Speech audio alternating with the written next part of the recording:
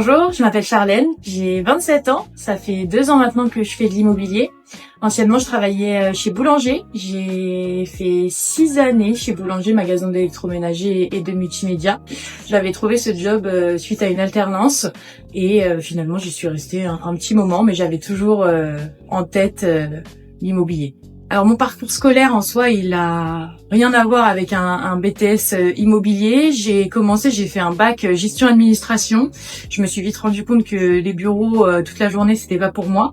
Donc ensuite, j'ai fait un BTS qui s'appelait MUC à l'ancienne, management des unités commerciales. J'avais le choix entre soit ce BTS là, soit un BTS immobilier. Mais j'avais peur que l'immobilier me plaise pas et que je me retrouve un petit peu bloquée en fait sur cette filière. Donc j'ai préféré m'élargir en faisant un BTS management des unités commerciales. Ça m'a pas empêché à la finalité d'être dans l'immobilier comme je suis aujourd'hui. Alors l'immobilier, c'est un métier qui m'a toujours attirée parce que y a la partie terrain, mais il y a aussi la partie bureau administratif que j'aime aussi, mais à petite dose. Donc ce métier, pour ça, vraiment, il me faisait de l'œil et j'adore le contact client. J'adore servir à quelque chose, me sentir utile. Et dans ce métier, on peut que se sentir utile puisqu'on réalise des vrais projets de vie avec nos clients en leur trouvant leur petit bien cocon où ils vont passer plusieurs années, peut-être fonder des familles avec plein de projets derrière. Donc cette partie-là du métier m'a énormément attirée. Au début, j'ai rencontré certaines difficultés. Je pense que comme tout agent immobilier qui se lance sans vraiment d'expérience en amont, il y a énormément de choses à savoir quand on veut vendre une maison ou des appartements. Moi, j'avais l'habitude de vendre des télés ou des machines à laver, donc c'était quand même beaucoup moins complexe. Donc toute la partie apprentissage au début, elle est un petit peu difficile. Et il y a aussi la partie prospection qui, moi, au début, m'a fait un petit peu peur parce que je parle vraiment dans la partie porte-à-porte, aller démarcher des gens à domicile quand ils sont tranquillement en train de regarder leur télé. Quand on n'a pas l'habitude, on a une petite crainte, mais au final, on se rend compte qu'en y allant et en étant plus.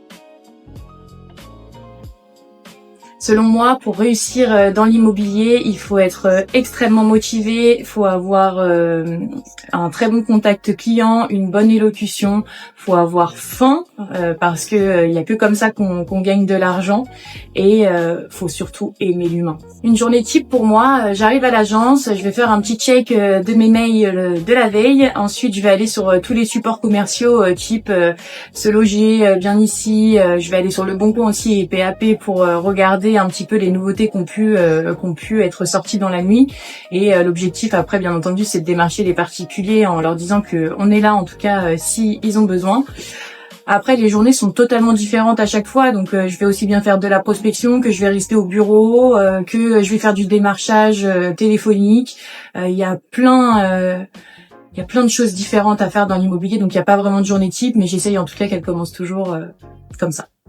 Alors ce que je préfère dans mes missions, moi, ça va être surtout la partie visite. Ce que j'aime, c'est quand je vais en visite avec mes clients, de les voir un peu se projeter et justement de les aider dans cette projection, de toujours être là pour les rassurer sur leur futur investissement. Et j'aime beaucoup aussi la partie un petit peu administratif, type compromis et suivi client jusqu'à la signature de l'acte authentique chez le notaire. Ce qui est plus difficile pour moi, ça va être, encore une fois, comme je l'ai dit au début, la partie prospection, porte à porte, essentiellement, même si c'est de plus en plus simple et j'ai de moins en moins d'appréhension. Mais voilà, c'est un petit peu la partie du métier, porte à porte, aller boiter, qui est un petit peu plus difficile, mais c'est primordial et c'est limite le plus important dans notre métier, aller démarcher et essayer de se faire connaître au maximum. Alors, le métier de l'immobilier, c'est aussi bien un travail d'équipe ou un travail en autonomie. Moi, j'ai les deux facettes. J'adore travailler en équipe, mais pour autant, j'aime aussi ma partie où je suis un peu en autonomie. Quand je vais rédiger des actes de vente, j'ai besoin d'être dans ma bulle, dans mon petit cocon. Je sais pas vraiment faire deux choses en même temps. Donc, la partie équipe, elle est là et c'est une certitude puisqu'on a besoin de se serrer les coudes entre nous. Mais il y a aussi cette partie autonomie où on va être tranquille dans un bureau pour se concentrer.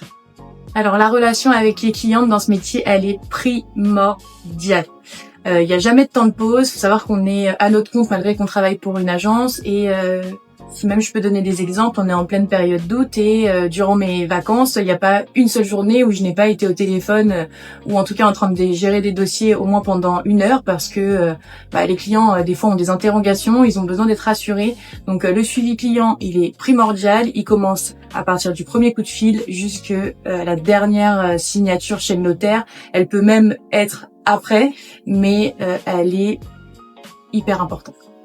Alors une anecdote drôle qui m'est arrivée, j'en ai plusieurs, mais je vais citer celle que j'ai pu rencontrer avec Lilou, puisque Lilou m'a accompagnée la plupart du temps durant ses stages. Un jour, on est parti en visite d'un appartement. C'était un locataire qui était en place. Donc quand c'est comme ça, on lui demande de s'en aller pour plus de confort pour nos acquéreurs. Et on fait toujours en sorte d'arriver au minimum 5 à 10 minutes avant, juste pour checker si l'appartement est clean. Étant donné que je savais que c'était un locataire, on y était allé 15-20 minutes avant, si je dis pas de bêtises. Et arrivé dans l'appartement, vraiment c'était une catastrophe. Il était extrêmement sale. Donc avec Lilou, on s'est transformé en femme de ménage pour tout cleaner, que l'appartement soit nickel. On a même fait la vaisselle et passé un coup de balai. Donc on a plusieurs facettes et des fois on peut se transformer aussi en femme de ménage. Donc voilà pour cette petite anecdote. J'en ai une deuxième qui est beaucoup plus rapide mais qui m'avait fait très mal au cœur et qui est encore marquée dans ma tête. On était partis en estimation, donc avec un couple de personnes qui devaient avoir je pense 60-70 ans. Et je présente Lilou du coup comme étant ma stagiaire, mais je pense qu'ils n'ont pas entendu ou fait attention. Et à la fin de la discussion, ils m'ont demandé si Lilou était ma fille. Donc autant vous dire que j'ai eu très mal au cœur, puisque déjà j'approche de la trentaine et ça me fait du mal. Donc quand on me dit que Lilou est ma fille, c'était un petit peu compliqué à entendre. Ce qui me motive encore aujourd'hui, c'est que le métier il est très varié. Encore une fois, comme je l'ai dit précédemment, il n'y a pas de journée type et moi j'aime quand mes journées ne se ressemblent pas. Donc ça c'est une réelle motivation pour moi. Et j'aime suivre mes clients, j'aime les accompagner et j'aime surtout, pas se mentir entre nous, l'argent que ça peut dégager à la finalité. Mon conseil pour quelqu'un qui voudrait devenir agent immobilier, c'est vraiment dans un premier temps d'être extrêmement motivé, de prendre en considération toutes les contraintes qu'il peut y avoir au début, surtout sur le côté financier, parce que malheureusement, encore une fois, on est à notre compte, donc ça a des avantages comme des inconvénients, mais il faut avoir de l'argent de côté, puisque avant de réaliser, on va dire, notre première vente, dans un premier temps, ça va prendre au moins 6 mois. Donc faut avoir de l'argent de côté, faut être motivé, faut pas être timide. Je pense que dans les prochaines années, le métier va évoluer, j'espère, en positif.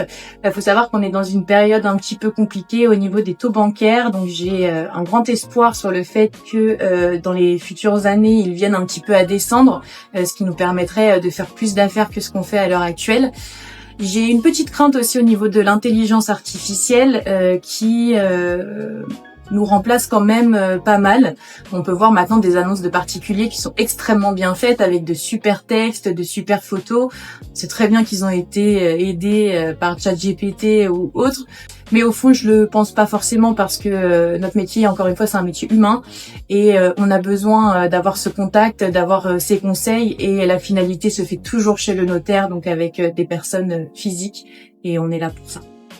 Je vous remercie de m'avoir écouté. J'espère que mon témoignage et mon parcours vous aidera à vous projeter sur peut-être un futur métier d'agent immobilier. Et en attendant, si vos parents sont propriétaires, qu'ils n'hésitent pas à me passer un coup de fil.